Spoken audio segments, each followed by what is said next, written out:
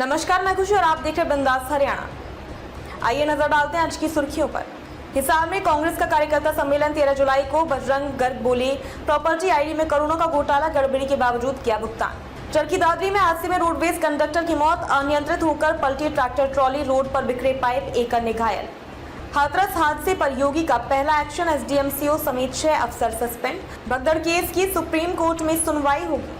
भोपाल के रेत घाट पर फूटी नर्मदा लाइन, तेज ब्लास्ट के साथ पानी का फव्वारा निकला, 2 कार के कांच फूटे।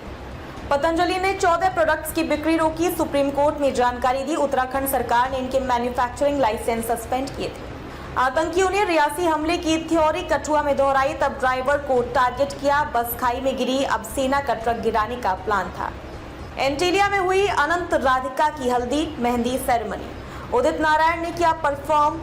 सलमान, सारा समेत कई सेलेब्स पहुंचे, पान खाते दिखे रणवीर। सलमान को जान से मारना नहीं चाहते थे हमलावर, फायरिंग केस की चार्जशीट में खुलासा। एक्टर का दावा, लॉरेंस गैंग सिर्फ पैसे ऐंठना चाहती है। एंडरसन का आखिरी टेस्ट से पहले इमोशनल बयान, बोले मेरा ध्यान खुद को रोने से रोकने पर रहेगा। वेस्टइंडीज के खिलाफ इंग्लैंड के प्लेइंग 11 का ऐलान। चैंपियंस ट्रॉफी में खेलने के लिए तैयार है वार्नर, सोशल मीडिया पर लिखा, अगर सिलेक्ट हुआ तो खेलूंगा। इंटरनेशनल क्रिकेट से ले चुके हैं संन्यास। अब खबरें विस्तार से। हरियाणा के हिसार में 13 जुलाई को अनाज मंडी में कांग्रेस पार्टी द्वारा जिला स्तरीय कार्यकर्ता सम्मेलन किया जाएगा। कांग्रेस के जिला संयोजक बजरंग गर्ग ने मंगलवार को बताया कि कांग्रेस वर्कर सम्मेलन में पूर्व मुख्यमंत्री भूपेंद्र सिंह हुड्डा मुख्य अतिथि होंगे। सम्मेलन में शामिल होने के लिए कांग्रेस के सभी नेताओं को निमंत्रण भेजा गया है। उन्होंने कहा कि आज प्रदेश की जनता भाजपा सरकार से दुखी है और भाजपा सरकार से मुक्ति चाहती है। बजरंग दास गर्ग ने कहा कि सरकार ने प्रॉपर्टी आईडी के नाम पर करोड़ों रुपए का घोटाला किया है। सरकार को प्रॉपर्टी आईडी बनाने वाली जयपुर की याशी कंपनी के खिलाफ एफआईआर दर्ज करके रुपए की रिकवरी करनी चाहिए। नगर निगम हाउस में प्रॉपर्टी की सर्वे गलत करने के कारण याशी कंपनी को भुगतान न करने का प्रस्ताव सरकार को भेजा गया है। फिर भी सरकार ने कंपनी को करोड़ों रुपए की पेमेंट कर दी। इसमें बड़े घोटाले की बू आ रही है।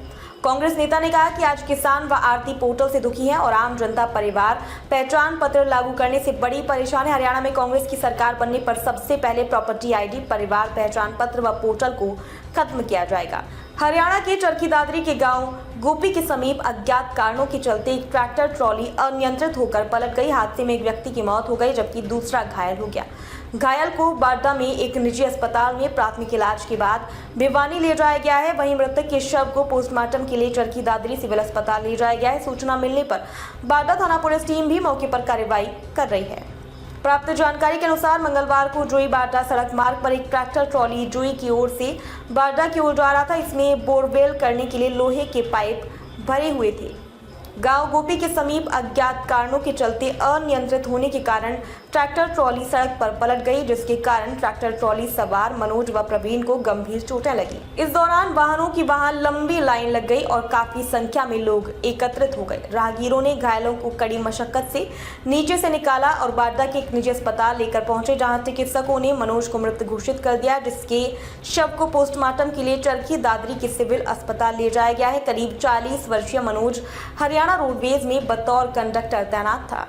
हाथरस हादसे के 7 दिन बाद यूपी सरकार ने पहला एक्शन लिया। एसडीएम समेत 6 अफसरों को सस्पेंड कर दिया। सरकार ने एसआईटी की रिपोर्ट के बाद एक कार्रवाई की। एसआईटी ने सोमवार रात सीएम योगी को 900 पेज की रिपोर्ट सौंपी थी। सरकार ने एसडीएम रविंद्र कुमार, सीओ आनंद कुमार के अलावा इंस्पेक्टर आशीष कुमार, तहसीलदार सुशील कुमार और चौकी इंचार्ज कचौरा मनवीर सिंह और पारा चौकी इंचार्ज ब्रिजेश पांडे को सस्पेंड किया। इधर हाथरस हादसे का मामला सुप्रीम कोर्ट पहुंच गया है। मंगलवार को याचिकाकर्ता वकील विशाल तिवारी से चीफ जस्टिस डीवाई चंद्रचूड़ ने कहा, मैंने कल ही याचिका को लिस्टेड करने का आदेश दिया। याचिका में हादसे की जांच रिटायर्ड जस्टिस की निगरानी में 5 सदस्यीय टीम से कराने की मांग की गई है। एसआईटी ने रिपोर्ट में कहा, हादसे में साजिश से इनकार नहीं किया जा सकता, इसकी गहनता से जाँच जरूरी है। हादसा आयोजकों की लापरवाही से हुआ। पुलिस और प्रशासन के अधिकारियों ने आयोजन को गंभीरता से नहीं लिया। वरिष्ठ अफसरों को इसकी जानकारी तक नहीं दी गई। भीड़ के पर्याप्त इंतजाम नहीं किए। आयोजकों ने बिना पुलिस वेरिफिकेशन जिन लोगों को अपने साथ जोड़ा, उनसे अव्यवस्था फैली है। जांच के दौरान 150 अफसरों, कर्मचारियों और पीड़ित परिवारों के बयान दर्ज किए। भोपाल के कमला पार्क वीआईपी रोड के बीच स्थित रेत घाट पर नर्मदा लाइन फूट गई। रात 3 बजे तेज ब्लास्ट के साथ पानी का फव्वारा निकल गया। इससे 2 कारों के कांच फूट गए, जबकि 2 बाइक भी क्षतिग्रस्त हो गई। 2 दुकानों में पानी भी भर गया।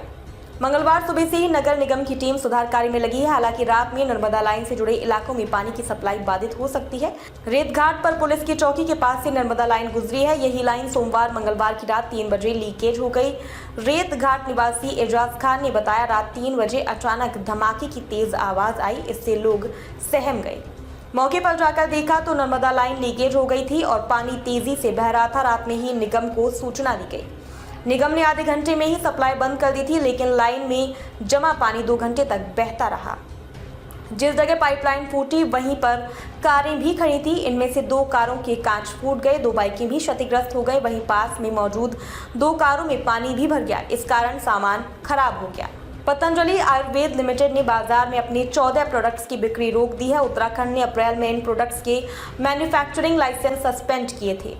पतंजलि ने मंगलवार 9 जुलाई को सुप्रीम कोर्ट में इसकी जानकारी दी। कंपनी ने जस्टिस हिमा कोहली और संदीप मेहता की बेंच को बताया कि लाइसेंस रद्द होने के बाद 5606 फ्रेंचाइजी स्टोर्स को 14 प्रोडक्ट्स वापस लेने का निर्देश दिया गया है। साथ ही मीडिया प्लेटफॉर्म से भी प्रोडक्ट्स के विज्ञापन वापस लेने का निर्देश दिया गया है। बेंच ने पतंजलि आयुर्वेद लिमिटेड को 2 सप्ताह के भीतर एक एफिडेविट दायर करने का निर्देश दिया है। इसमें कंपनी को बताना है कि क्या सोशल मीडिया कोऑर्डिनेटर्स ने इन प्रोडक्ट्स के विज्ञापन हटाने के उनके अनुरोध को स्वीकार कर लिया है और क्या उन्होंने विज्ञापन वापस ले लिए हैं। इस मामले की अगली सुनवाई अब 30 जुलाई को होगी। दरअसल सुप्रीम कोर्ट ने 14 मई को पतंजलि आयुर्वेद से पूछा था कि जिन 14 प्रोडक्ट्स के लाइसेंस कैंसिल किए गए हैं उनके विज्ञापन वापस लेने के लिए क्या कदम उठाए गए हैं। कोर्ट ने पतंजलि को एफिडेविट फाइल करने के लिए 3 हफ्ते का वक्त दिया था।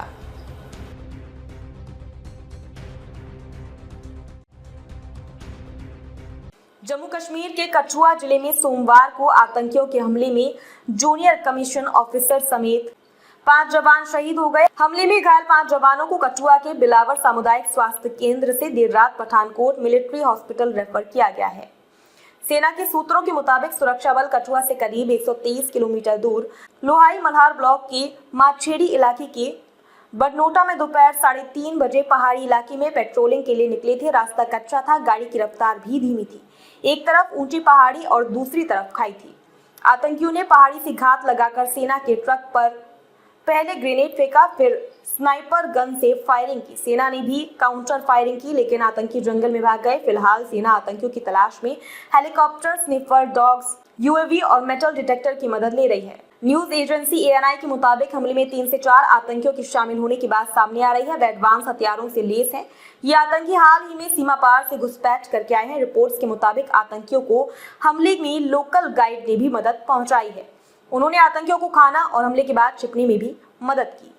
सोमवार को मुकेश अंबानी ने अपने घर एंटीलिया में बेटे अनंत अंबानी और राधिका मर्चेंट की हल्दी मेहंदी सेरेमनी होस्ट की। इस फंक्शन में बॉलीवुड से सलमान खान, सारा अली खान, जानवी कपूर, अर्जुन कपूर, अनन्या पांडे, मानुषी छिल्लर और रणवीर सिंह समेत कई सेलेब्स शामिल हुए। इस कार्यक्रम में मुकेश अंबानी के छोटे भाई अनिल अंबानी और उनकी वाइफ टीना अंबानी समेत कई फैमिली मेंबर्स भी शामिल हुए। यहाँ राधिका के पिता वीरेन मर्चेंट, मां शैला मर्चेंट और बहन अंजलि भी नजर आई।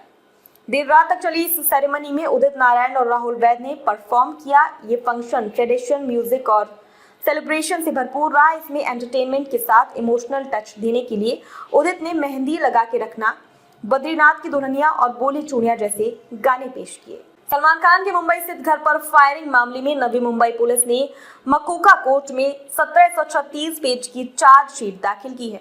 इसमें लॉरेंस समेत 9 आरोपियों के नाम हैं। इनमें से 5 की गिरफ्तारी हो चुकी है। लॉरेंस पहले से ही अन्य मामले में जेल में बंद है। इनमें बताया गया है कि गैलेक्सी अपार्टमेंट पर फायरिंग करने वाले दोनों बाइक सवार सलमान को जान से मारने के इरादे से नहीं आए थे।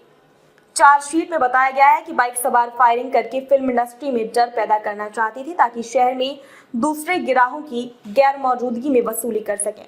आरोपियों ने दूसरे मेगास्टार के घर की भी रेकी की थी। चार्जशीट में अनुष्ठापन का भी जिक्र है, जिसने 1 मई को पुलिस की कस्टडी में सुसाइड कर लिया था। चार्जशीट में सलमान का बयान है। उन्होंने कहा, मुझे और मेरे परिवार को झूठ में निशाना बनाया जा रहा है।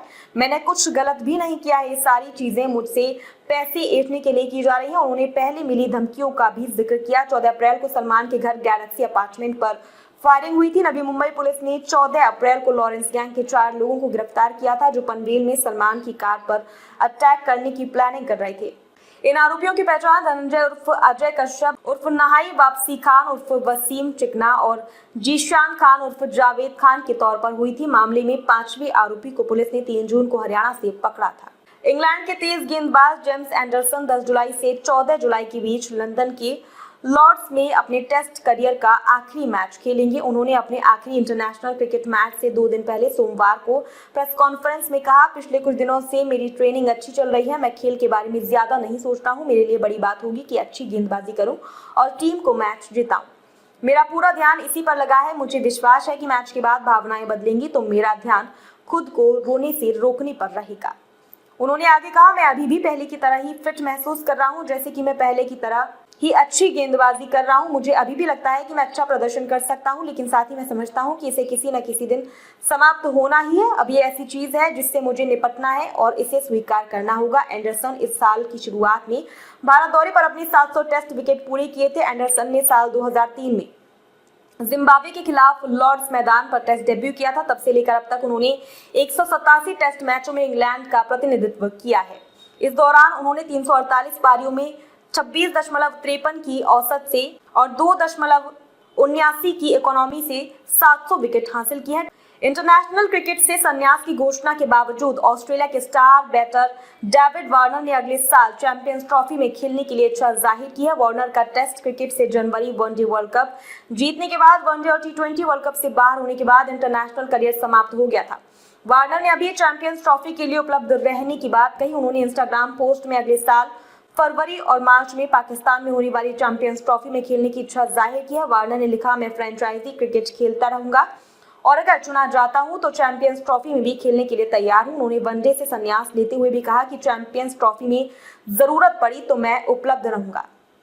वार्नर 3 बार वर्ल्ड कप जीतने वाली ऑस्ट्रेलियाई टीम का हिस्सा रहे हैं। इसमें 2015 और 2023 का वनडे वर्ल्ड कप और 2021 का T20 वर्ल्ड कप शामिल है। डेविड वार्नर ने अपने टेस्ट करियर की शुरुआत 2011 में न्यूजीलैंड के खिलाफ ब्रिस्बेन में की थी। उन्होंने 112 टेस्ट मैचों में 44.59 की औसत से 8,786 रन बनाए। इसमें 26 शतक और 37 अर्धशतक शामिल हैं। अब तक के लिए बस इतना ही। फिर होगी आपसे मुलाकात ऐसी दिन भर की बड़ी खबरों के साथ। तब तक के लिए नमस्कार और देखते रहिए बिंदास हरियाणा।